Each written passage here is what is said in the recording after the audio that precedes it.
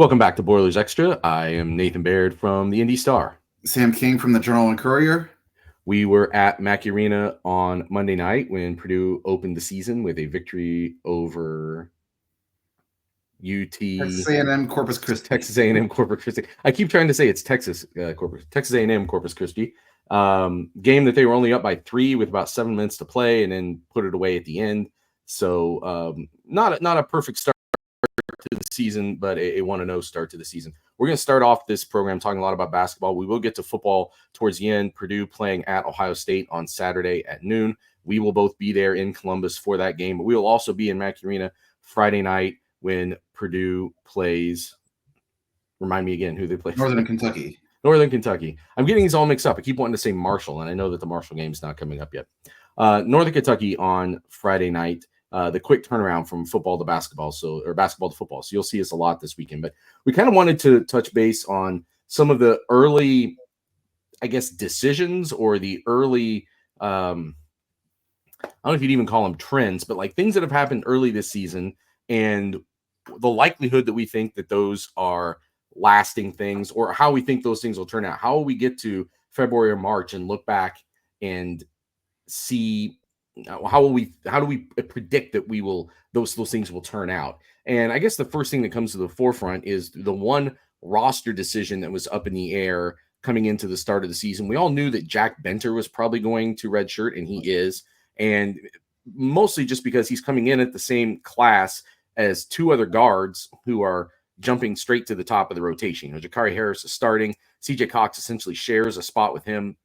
Kind of. I mean, he plays more point when he comes in sometimes, but regardless, those guys are heavy rotation players, and it makes more sense to give Benter that extra year to develop. But we didn't know what was going to happen with Raleigh Burgess. As of Sunday night, we were in Mackey Arena talking to Matt Painter. He had not announced what was happening with Raleigh Burgess. He and Raleigh kind of went off down the tunnel together, the hallway together, to talk after the end of that practice, I assume this was a topic of conversation. And ultimately they decided that Raleigh Burgess is not going to redshirt, and he was actually one of the first guys in on Monday night. Sam, did you, as this was coming down, as we were there Sunday night, what would you have guessed that he was or wasn't going to redshirt? I really did not know, and that's kind of, I left it an open-ended question when I asked Coach Painter. I said, have you made a decision on red shirts? Fully knowing, even talking to Jack Benner in the summer, that was a likely red shirt. It really was one guy. And you don't know what response you're going to get, but Painter openly said Raleigh Burgess and went into detail about the pros and cons of doing that. And, he's had a history of, not redshirting guys and regretting it.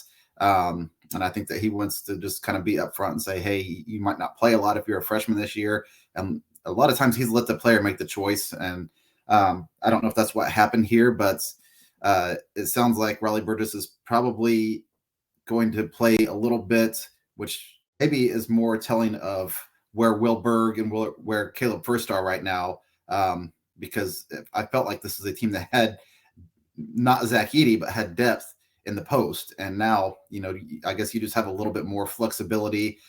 He can do some things that Caleb First can shoot the 3, but probably not at the rate that Raleigh Burgess can, and probably not with the fluidity that Raleigh Burgess can get a shot off. But coaches have liked Burgess throughout, the summer and here in the early portion of the season. So, I guess in that regard, it's not surprising because it is a player who can help you right away. And, last year, I think back to Miles Colvin being the only true freshman, and it felt like that's possibly a redshirt candidate, but he was so athletic and could give you what, we saw Monday night, a guy that can come off the bench and hit a couple shots real quick and give you that boost. And because Purdue last year was in a spot where it felt like it could win a national title, Matt Painter just wanted to have every weapon at his disposal and not like shortchange himself early in the year. So I can see that kind of being a thing here, where Purdue does not look like a Final Four team after one game. But if you think you've got a team that can get back to where you were a year ago, you want as many weapons as possible to give you the best chance to get there. By the way, for people who aren't familiar, because we talk about redshirt sometimes in football, you get to play 4 games in football. And actually, if you're a team that makes a bowl game, if you're a team that makes the college football playoff, freshmen or whoever can play in those games too. in addition to 4 games and still take a red shirt. At least that's the way it's been the last few years. They've allowed that postseason leniency. That's the only sport where that's true, though. Every other sport, and now there are obviously, sometimes if you get injured, you can petition for a redshirt year later, but you can't do that until the end, until you've like exhausted the other eligibility. There's like a process, and that's still through. Minimal the amount of games or playing time you get. That they look like if you play 4 or 5 games in basketball, which is not equivalent to 4 or 5 in football, you probably have exhausted your opportunity to get a red shirt. There is some legislation working its way through the NCAA where they would start applying the football model to all sports. So it would be a similar some percentage of games that you would be able to play. And in the future, that would have allowed Matt Painter to not have a deadline to make this decision, or it would move the deadline back. You could play a game like Friday, like Monday. Riley Burgess could get in. You see how that goes. You can give somebody else more of those minutes on another night. You can see what that mix looks like. You can accumulate more data. This time, he had to make the decision by opening day. Or the other option he could have had was to say, well, we're not making a decision yet, and you're holding Riley Burgess out just to see how other guys are playing. But I think that gets a little awkward. That kind of puts those guys on the spot even more than they already are. But I think you're right. This was a combination of Riley Burgess, frankly, I don't want to say he caught the coaches off guard. I think he was just farther along than they expected him to be when he got here, because he lost, as everyone knows, a significant amount of time to a broken leg, a compound leg fracture. His coach last week, to me, compared it to the one Aiden Hutchinson just had for the Detroit Lions, which made everyone on Twitter queasy as it just got reposted a few weeks ago. A guy who's out for the year. And then the one I didn't know about, because I'm relatively new here, but then he also had a broken arm earlier in his career. I think maybe the summer of his sophomore year or something like that.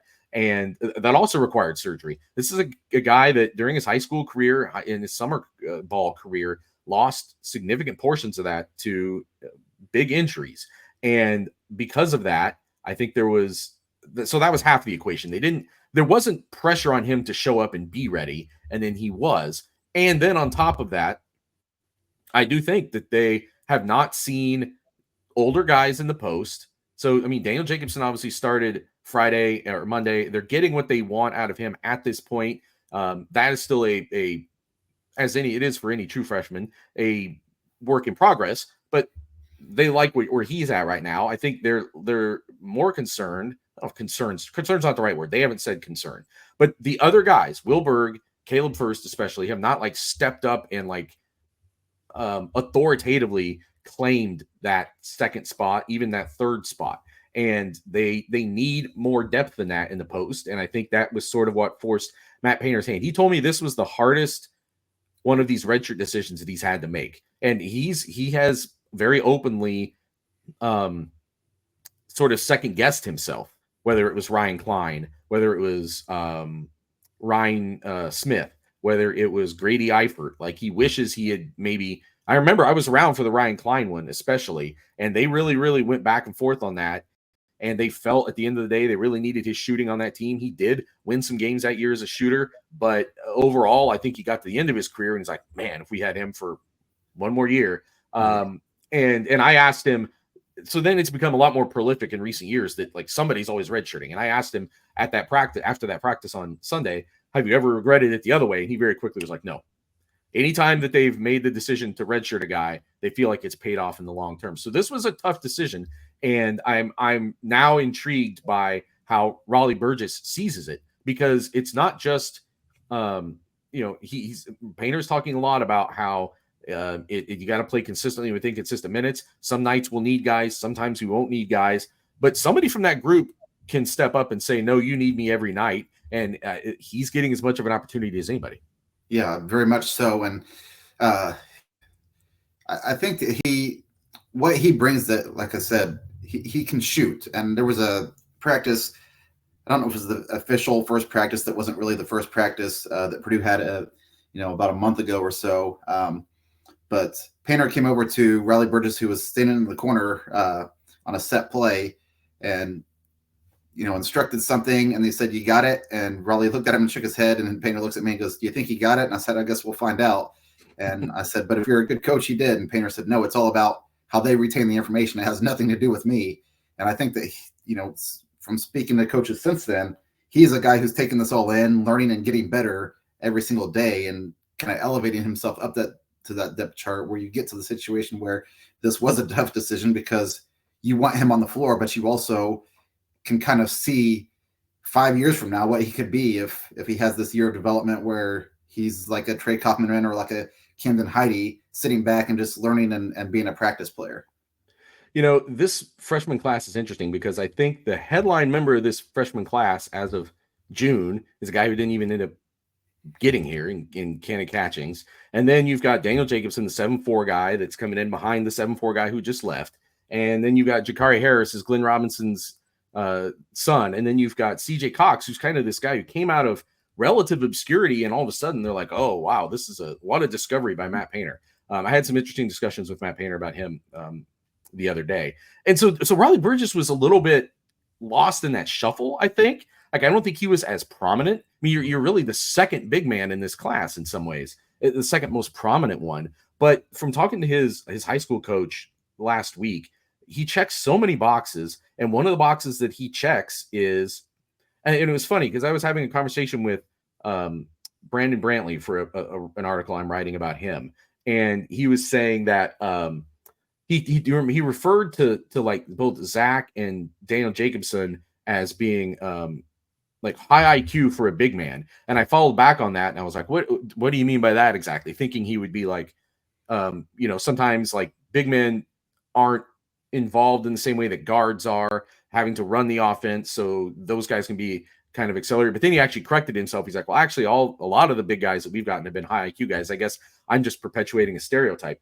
Raleigh Burgess, from talking to his high school coach, is like highly intelligent. Like, he said he would probably be on a full academic ride somewhere if he wasn't a basketball player. Like, he'd be going to school for free regardless. If he hadn't been able to keep playing basketball for whatever reason, or never did, he'd be an honor roll athlete or an honor roll student somewhere. So I think that is part of the reason why he has been able to step in and get up to speed so quickly. And then he does have those physical traits. I mean, he can both bang around in the post and shoot well from outside. And there were multiple early practices this preseason where, I mean, he was a topic of conversation after each of those early practices that we saw. Matt Painter would come to the little gaggle afterwards and be like, Raleigh Burgess, man, looks like he's really he's a player, man. He's going to be somebody for us. And again, I think it was something like they were almost saying it in real time because they hadn't exactly expected it. So I guess here's my question. Do you think we get to March and we look back and we see Raleigh Burgess is in the mix and is a central piece of this? Or we'll look back and say, oh, you know what? Now they probably wish they had used the red shirt, not because he's not good, but because if those other guys step up and do assert themselves, and it almost doesn't matter how good he is, he might just be the guy who gets left out of the rotations. Yeah. The thing, since I've been covering this team the last 2 years, my idea of what Purdue had in the post is completely flawed because you had Zach Edey that was just such a high usage rate that you couldn't afford to take off the floor for more than a minute or two at a time. And because of that, I think, I'm not going to say you stunted the development of a Will Berg or a Caleb First because they're practicing against him every single day, but they are not getting those end game minutes. Now, Caleb did 3 and 4 years ago, but I think that's kind of where you want to get Raleigh Burgess these minutes now, where you find out, is this a guy who can help you when you get into December, into January, where you're playing a strictly Big Ten conference schedule and going through what is, as we all know, kind of a real grind where there's no off days. Anybody really in that league is capable of beating anybody else, as Purdue has proven in recent years, in games against Northwestern or Ohio State or Rutgers. So you've got to find out now. And once you made the decision not to redshirt Raleigh Burgess, you have to play him minutes now in these games that I know the game the other night was a little bit more dicey than people probably would have liked, but it's a game that Purdue never seemed like it was going to lose. You want to get comfortable game minutes Friday night in a game that, if you're Purdue, you expect to win by double figures, and find out how he can help you once you get into the game down the road. I guess Alabama would be the real first true test to discover that.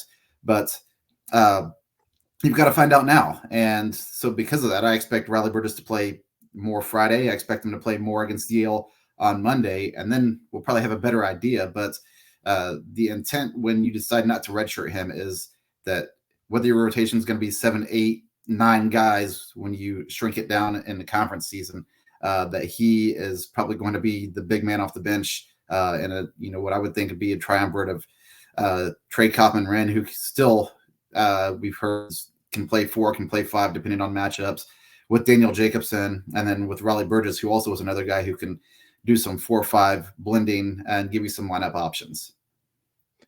Yeah, I think you're right. They're going to have to play him early. They had 12 scholarship players at their disposal right now with Jack Benter doing the red shirt.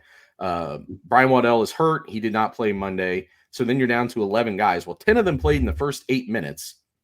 And then Caleb First didn't come in until like the last 2 minutes of the first half. Now, that may have been a thing that Matt Painter told him ahead of time, saying, listen, I've made this decision. I've got to play Raleigh more. Matt Painter keeps saying, we're going to need those guys some nights, but not every night. Maybe it's going to be a thing where there's going to be certain post matchups where Raleigh Burgess's shooting especially can really attack a vulnerability that the other team has. Maybe there's other nights where it's not. You're just not seeing like a consistency from anybody in that group, that next group behind Jacobson. And Jacobson is going to have his own consistency issues as a true freshman too. But, Will Berg's a good example the other night. I thought in the second, he had the foul problems in the first exhibition, came back and I thought was a lot more productive in the second exhibition. And then Monday night in the first game, had opportunities, but wasn't finishing them. Finishes 1 of 6 at the free throw line. Like, he's just got to like stabilize a little bit. If he can just stabilize, that's going to make him a good candidate to get a lot of those minutes. And as long as he isn't stabilizing, it allows Raleigh Burgess, as he gets more and more comfortable, to come in and take some of those minutes. I think there's a part of me that's thinking maybe this won't even be a conversation in terms of like the usage, because I think if Matt Painter is committing to this, I'd almost be surprised if we get to March and we're like, oh, Raleigh Burgess just got completely left out of the rotation and you're barely seeing him play or whatever, or he's an afterthought. Like, I think almost if you've committed to this, you've made the decision that if that happens to somebody, it's probably not him. Right. And going back to what I said about Miles Colvin earlier, midway through the year last year, there was a stretch where he wasn't getting in games at all. And people are saying, what is going on? Why didn't you redshirt this guy if you're not going to use him? And then he ends up, I can't remember which game it was, but he came in and he was a big boost that helped you win a game. And that kind of alludes to what you're saying. These guys are going to help Purdue win at some point. It's just not going to be every night. But when the time comes, you would rather have a Raleigh Burgess option than just completely eliminate that by saying you're redshirted. If you think you can, even get 1 or 2 wins out of making that decision.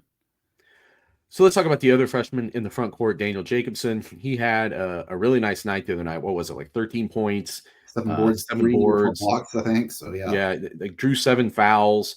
3 blocks, was productive at the free throw line. Everything you'd want against the team that really had obviously some matchup issues against him. But I thought that was a great opening step for him. And so the question of when we get to March, who's the starting center on this team? I don't know if Monday alone answered it. It's possible that other guys start at center over the course of this season, I suppose.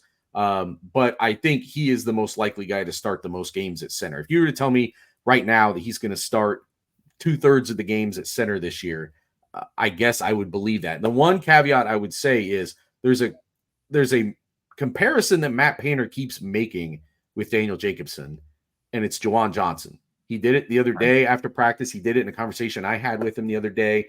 And it's obviously those two guys have things that aren't in common with each other too. Starting with the fact that Daniel Jacobson is like 6 inches taller than Juwan Johnson was. But he sees like physical development. There's some similar things. The way they run the floor is a little bit similar. And Juwan Johnson started, I think, right away as a true freshman. And then halfway through that year, they went to Namaja Callison as the starter on that team because they wanted someone more physical underneath. Mm-hmm. And I think the question now is just, will Daniel Jacobson, with all of these skills that he clearly has, the rim protection, getting better at finishing around the rim, being able to play through contact, draw fouls, like will all those things, will the physical development come along with that he can play tough enough basically to stay as the guy who gets the most minutes at center. Yeah, I'd liked over the course of that game to open the season that Jacobson, I thought early on, I was like, oh, he's having some issues. He's getting pushed around a little bit. As the game went on, he got more and more comfortable. And I think it was the same thing against Grand Valley State. Maybe getting in there as a freshman, you get those jitters maybe. I don't know what it is, or just adjusting to the level of play. But as the game went on, he got more and more comfortable. I really liked, everybody talked about the pick and roll with Braden Smith and Zach Edey. I think that can be a lethal combo as Braden Smith and Daniel Jacobson get more and more comfortable with each other. Just going to the basket, and then Smith has the option to lay it up or just throw a lob. And we saw a nice lob for a dunk. And then I think Fletcher Lawyer also lobbed a ball up that Jacobson dunked the other day. That's the luxury you have, I guess, when you have a 7'3", 7'4" guy that you can throw it towards the rim, and typically good things are going to happen. But it's going to take time to get all the nuances where I think I said this to you during the game the other day. There was a pass that Braden Smith threw, and just like Jacobson wasn't prepared. Last year, it was, Zach Edey always was expecting the ball no matter what when Braden Smith had it, because he could create, and then he'll throw a pass where you don't think it can be sometimes. And that was something that, even last year, Mason Gillis talked about it. That team took a while to learn how to play with Braden Smith, because if you're not looking for the ball, you're going to break your nose sometimes because his ability to create and then thread a ball through a spot that people don't think a ball can get to, and it hits you right in the hands, hits you in the face. So as the season goes on, Jacobson, I think, is a guy who he's going to have a game at some point where he has 20 to 25 points, and people are going to think he's all world.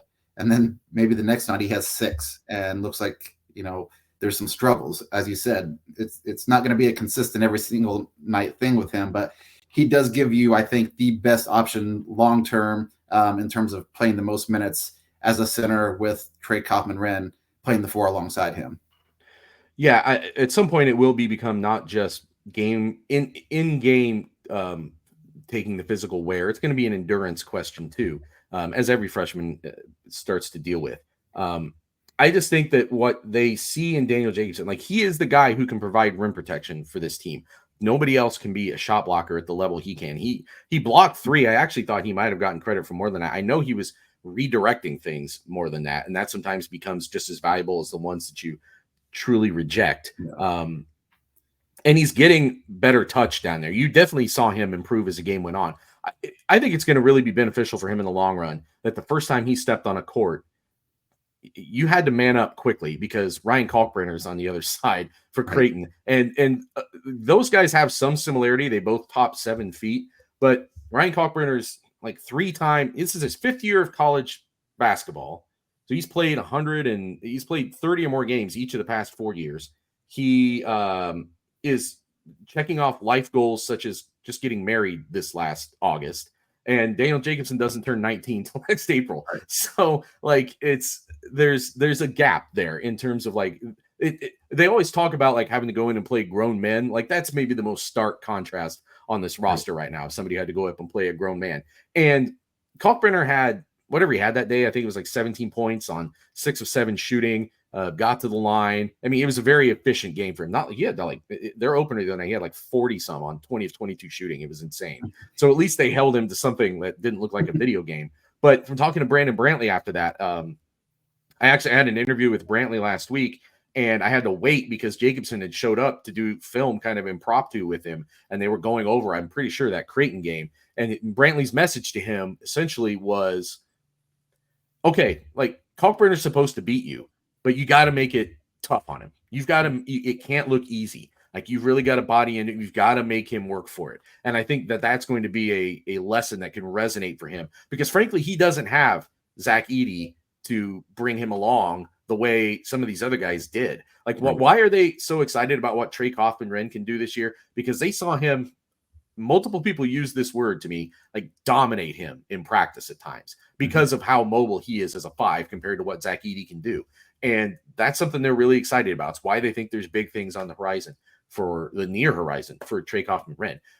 That hasn't exactly been there for Daniel Jacobson. And it would have helped him because he's the exact opposite kind of big man, and they want him to acquire some of the things that Zach Edey has, but there are also things that he's going to have to acquire in the weight room and the dining facility as much as anything else. Right. And, even talking to Zach over the last couple of years, he talked about the importance of having a Travion Williams ahead of him, Yep. bringing him along, which maybe not so much from some standpoints, but as a passer, it was tremendous for Zach's growth. The thing I like about Jacobson is, I think in that Creighton game, he stepped out and shot a three. The other night, he steps out and shoots a three. You have to respect him. Even shoot threes as we've seen now at the NBA level, but he was never going to be a guy that stepped out and shot threes at the college level just because of what he provided. Now you kind of have to respect that, and that opens lanes up for a Fletcher Lawyer and a Braden Smith to get to the basket, or Jakari Harris to create, or whoever it might be. But what I really like about Jacobson, since he mentioned the 7 fouls drawn, is he seems like he's going to shoot free throws and make them at a high clip, which is why Zach Edey was so effective. He drew fouls, but he also scored a bunch of points at the free throw line. I think Jacobson can give you that, because when you're 7'3", even when you're not trying to foul, sometimes you're just going to foul because of the sheer, length of a guy like that. Yeah, if he's going to draw fouls at that rate, and if he's going to assert himself enough to rebound, and it's not all height down there, it's positioning, it's boxing out, it's reading things, the way the ball's coming off the basket. Like that's going to have to adapt over time. That might be almost like the third thing that he can get to at like a really strong level. But if he starts getting those other two attributes in addition to the shot blocking, then he really starts to become an asset. Let's talk about the last two freshmen and kind of project on them. Right now, Jakari Harris is starting, and he's starting, I think, mostly because of how strong he is defensively. And you saw this on Monday. As you mentioned, Miles Colvin comes in. He's 4 of 4 from 3 in the first half, scores like 14 points in the first half. But as far as like who was playing at that 3 down the stretch, they needed Jakari Harris on the floor, especially when UTANMCC was making its comeback. And they needed someone to come in and like stop that, interrupt it. And right now, I think Jakari Harris has to start because of some other defensive deficiencies that are out there. Do you think that will hold true for the season? Yeah, and I think CJ Cox in the same regard. Matt Painter talked about last Sunday that he said, this team, listen, I know it's a mid-major and everybody thinks that we should beat this team, but they have really good guards who can break you down. And because of that, especially with how much Braden Smith is going to be involved offensively and going 100 miles an hour all the time, you don't want to burn his, energy levels, I guess, on the other end, guarding on ball all the time. You need, just by trade, to have some guys who can take that off his plate. And I think that's the biggest thing is both Fletcher Lawyer and Braden Smith have told me now. What CJ Cox and Jakari Harris bring more than anything is trust that we don't have to do everything, because they're capable of handling some of this, whether it's bringing the ball up the court in certain situations, whether it's guarding the ball coming down the court. And then their defense is kind of going to set them apart, and probably why Jakari Harris is in the starting lineup and why CJ Cox is probably going to earn quite a bit of minutes this year, because you need somebody who can just alleviate your other guards. Whereas, I think back 2 years ago, an awful lot was asked out of Braden Smith and out of Fletcher Lawyer as true freshmen to go out there and do a lot of things and they were physically behind these two guys. They looked like freshmen. These guys don't look like freshmen on campus right now. They look like they are well put together and able to take on the demands of college basketball. But they get to ease into this a little bit more than those two guards did. And they have, I wrote this last week, they have two guys to mentor them who've gone through every, fire, been in the national championship game, got openly ridiculed on social media and thrown in over the coals for every mistake they made 2 years ago. And they embraced all that and absorbed it. And now they're like, hey, we made these mistakes 2 years ago because we didn't have a choice. We were going to play regardless. But now we can kind of help you along. So as Braden Smith's kind of told me was we want to eliminate those mistakes before they make them, which is not a luxury, I guess, that they had 2 years ago. So I think because of their defense, they're on the floor, but it's going to help, offensively, defensively, and then as we're talking about getting into February and March, just being able to be out there and get a comfort level. But I like what those two guys bring, and I like that Painter has decided that they're going to kind of share this workload. We're not putting too much on one guy. They can kind of help each other, and as a combo, you get 30 to 35 minutes out of them. I think there's a couple of things here where there's a great balance, like playing off of each other. You've got what you were just talking about, which is they can come in and alleviate some of the pressure that's on Lawyer and Smith to expend that energy. You also have the way that they play off of each other. You're not asking either of them to be a 35-minute player. You're asking each of them to come in and play 17, 18, and that allows them, because of the energy that you expend being a really tough defender, to get the most out of that 17, 18 minutes, I think. And then on top of that, you have the fact that, other freshmen have come in and maybe not gotten this level of trust, even if they were pretty strong, because I don't think there was the level of trust at the other four positions, or at least the other backcourt positions. And now you have that. You have like so much confidence in Smith and Lawyer that guys like Harris and Cox are probably getting more of an opportunity, not more than they did 2 years ago, obviously, because they got thrown right into the fire. But I'm talking about just historically, they may get a little bit more time to play through their mistakes. And frankly, their mistakes won't be magnified as much because they're going to be covered up by the performance of a better all-around team. A lot of that can really like play off of each other and help everybody in the long run. I think it's a really interesting situation. I am curious if, because there are other things that Matt Painter wants from his team defensively right now. There are other defensive lapses that are happening. And do you get to a point where everything else stabilizes enough defensively that Cox's scoring, if you were to start him, gives you a different kind of boost to start a game or in certain matchups? My eyes are open to that possibility, but I'm also open to the possibility that Harris does have some offensive skills that maybe just haven't fully blossomed yet. Yeah, I'm going to take you back to, and you weren't covering the team then, but 2 years ago, Ethan Morton started almost the entire season, and his only job was to go out there and guard on ball and harass that player and make their life miserable for 30 minutes a night. And he was an offensive liability, but Painter said, listen, you give us value. And he talked about it a lot during that season.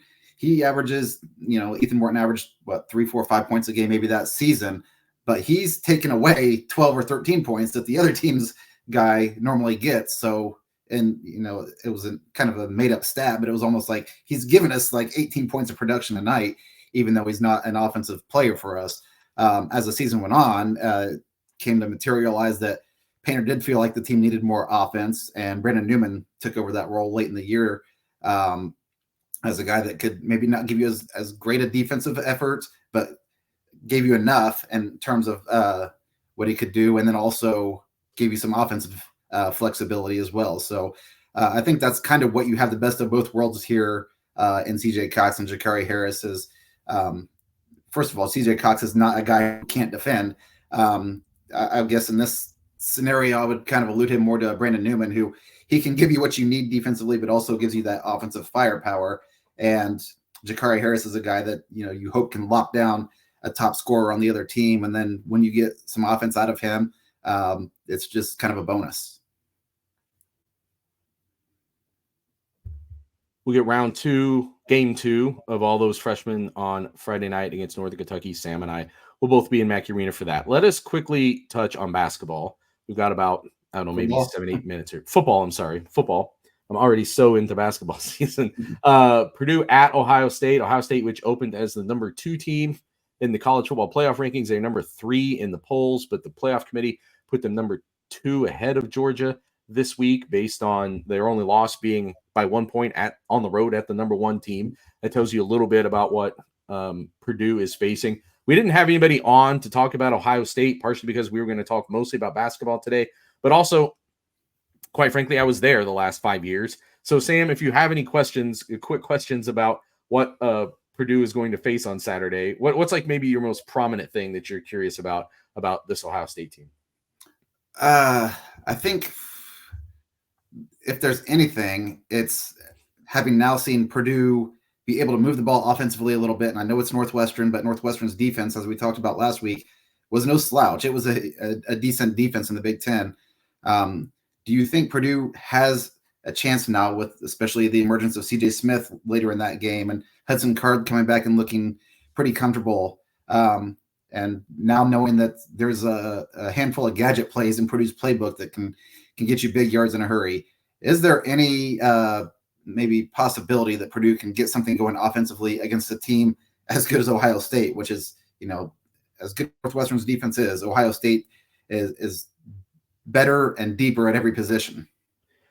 Well, you have a combination of two things here, because I would sort of expect that Purdue thinks the way that it could have any chance of contending in this game will be to shorten the game a little bit, kind of Right. like they did against Oregon, like try to limit the possessions, but you've also got to move the ball. You've got to be moving forward.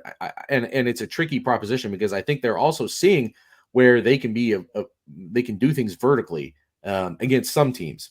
I don't know if that team is Ohio State. Now, there's some consternation right now among the Ohio State fan base about the pass rush. They don't feel like that has gotten there. They've got a couple fourth-year former top five-star prospects in Jack Sawyer and JT Tuimoloau on the end. They've got some future NFL guys at tackle, Tyleik Williams, although he's been hurt, but I think he's going to play this week. Just some other guys in the middle that are strong. They've got some other guys that come in as like pass rush specialists at the linebacker spot. So like they've got a lot of weapons there. And I think that's your first question for Purdue is, does your offensive line hold up against that and give you a chance? I think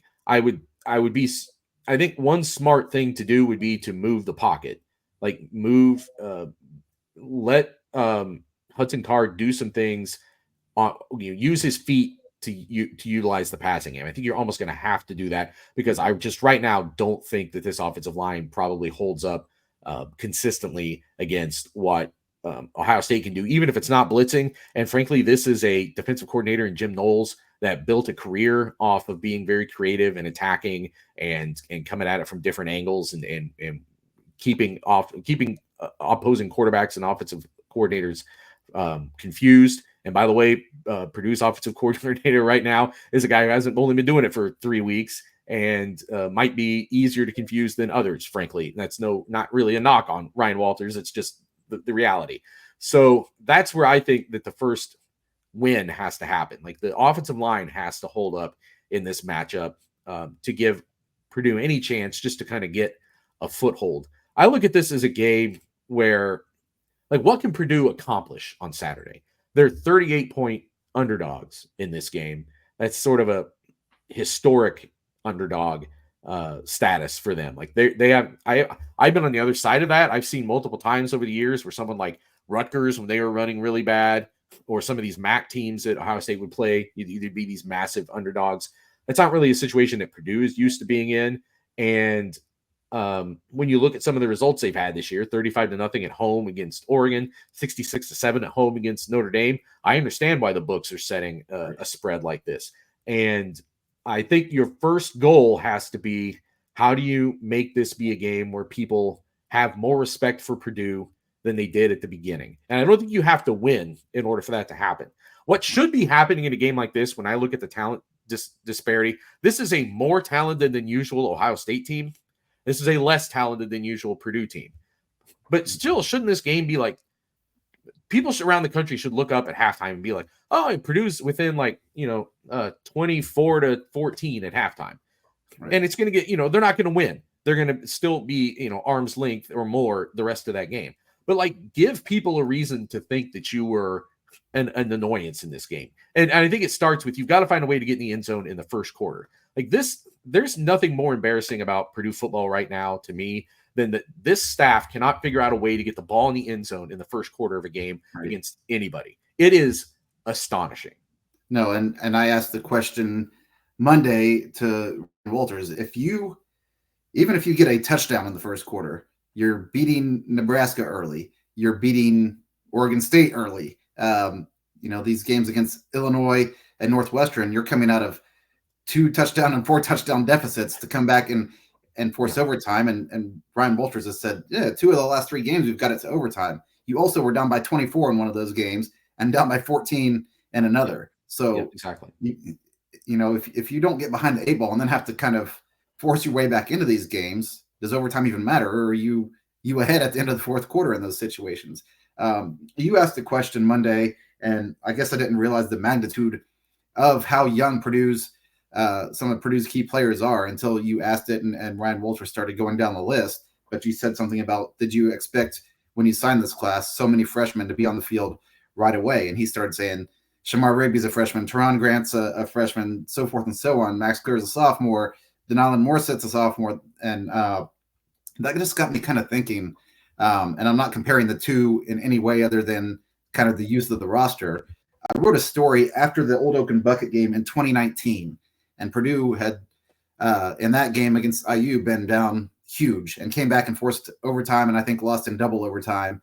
And it was a season that was like 3 or 4 win season. People afterwards were like, maybe Brom's not, why did we extend him? Maybe he's not everything Purdue expected. And after that game, I wrote about how many freshmen had played in that game. And it was astonishing. And Jeff Brom said, it wasn't a winning season. It wasn't what we had hoped for. But if the long term is these guys developed, got better, and next year Purdue comes back better and stronger with experience, then it was all worth it kind of going through a season like that. And it did. Purdue won 9 games, I think, in each of the next 2 seasons using those guys. But now I look at those freshmen who I'm referring to, and it was David Bell, who's in the NFL, George Karlaftis, who's probably going to be a Pro Bowler, and when his rookie contract is up, is going to make a ton of money. It was Corey Trice, who's in the NFL, some guys like that. I don't know if you have that with these young guys. It's a little early to say about that. I think when David Bell and George Karlaftis were freshmen, people thought they would be NFL players. Corey Trice, maybe. And the long-term effect here is Ryan Walters going to be here through the duration of these guys' career. You've got to show some improvement here late in the season and compete, even though your schedule is extremely difficult. Show that there's progress in terms of, just being competitive and being there in games and getting better early in games, so that when you have that end of the season meeting, Ryan Walters can say to Mike Bobinski, look, it did not go like any of us expected, but there was progress. We got better, and theoretically we're going to bring all these guys back next year. And, hopefully they progress. It's a big part of that equation. Are you keeping everybody here? But just to your point, and the world is different now than it was then. There wasn't there was a portal, but there was no NIL and guys coming in just plucking the best players out of programs that aren't succeeding. Right. Smiley Bradford is the only true freshman starter on the depth chart right now, but just on defense, you also have D'Amico Kennedy on the 2 deep at D tackle. You've got Hadori Hines, Ty Hudkins, and Coy Beasley and Teron Grant all in the secondary as on the 2 deep as true freshmen. You've obviously got Shamar Rigby, as you already said, at receiver. You've got obviously Marco Stabila as the number 3 quarterback, although we haven't seen him yet. I wonder if that would be something you would give a look at. Like if this game is really at hand at halftime, does he get time in a game like this to kind of get his feet wet? Jaheim Merriweather at running back. Jaden Ball, is he a true freshman at yes. On the offensive line? So, I mean, they've got a handful of guys, and I think that is one of the potential silver linings, that those guys have forced their way into being the next guy and are maybe getting enough reps in practice, prominent reps in practice, that starts to pay off next season. But it's not like you have a young team winning. That's where you really want. You want a young team that's starting to win some games, and that's where they really build some momentum. Right now, there's just so many unknowns as we head into this offseason that it's only kind of a partial silver lining. It's interesting that you mentioned NFL talent, because it's one thing I wanted to mention before we make our quick predictions here. There was a time when Ohio State fans were very they thought there was kind of a Purdue bugaboo, whether that was 2018, whether that was the year under Danny Hope that they came over here and won, that Purdue just kind of had their number. Purdue was beating Ohio State at a more regular clip than anybody in the country up until Michigan started beating them each of the last 3 years. And the common thread there, though, especially in those two examples there. In 2018, you had an Ohio State team that was good. I mean, you had Dwayne Haskins, you had some other talented guys on that team, but they had red zone issues and they had like one of the worst defenses in the history of the program. And the red zone issues showed up early in that 2018 game. It's remembered by Ohio State fans as the Tyler Trent game, but really for Purdue or for Purdue fans, it's remembered that way. For Ohio State fans, it's they couldn't get in the end zone early. And then Rondale Moore just shredded that defense in the second half. Mm-hmm. And you had David Blau, who was going to go on and be kind of a journeyman NFL quarterback, but there aren't that many guys from the Big Ten that even do that. For the Commanders, I believe, who are doing quite well. Yeah, and exactly, and like there aren't that many guys from the NFL or from the Big Ten who even go and be like journeyman NFL quarterbacks and get a start here and there. So they had the right kind of talent to on that day, everything lined up, and they were able to really take advantage. And then I should have looked it up. Whatever that year was, 2011, 2012, with Ryan Kerrigan, I think, where they go in and he just like tears people's heads off. And just has like one of the great games of his career, and they win that game. But that was like upper echelon. I know it didn't work out for Rondale Moore, has not worked out for him in the NFL long term, but that was an elite talent. Ryan Kerrigan was an elite talent that could go in and assert themselves in a game like this. Even as a true freshman, Rondale Moore could do that. And this would be a great time for whoever, if that person's on this Purdue roster. I don't think it makes a difference in whether they win this game or not. But this would be a good day to show up for that. And frankly, Purdue's coaches should be approaching their roster and saying, there's a lot of NFL eyes on Ohio State all the time. Right. This is a good week for you to show up and play your best game for those of you who have that career aspiration. Right. And we can see it every week when you look at the seating chart in the press box, which NFL teams are there. And when Purdue's playing an Indiana State, you might have the Bears and the Colts and, maybe a couple others. When a team like Ohio State or Michigan or Penn State is visiting West Lafayette, you can look at it and those seats are all full. So just because of what Ohio State has, there's going to be a ton of NFL scouts at this game. And maybe this is a chance to. I have a friend who played basketball at Pike High School in Indianapolis in the early 2000s, and he was on a team that had David Teague and Chris Thomas, who played point guard at Notre Dame, had all these Division I players, 5 or 6 different guys.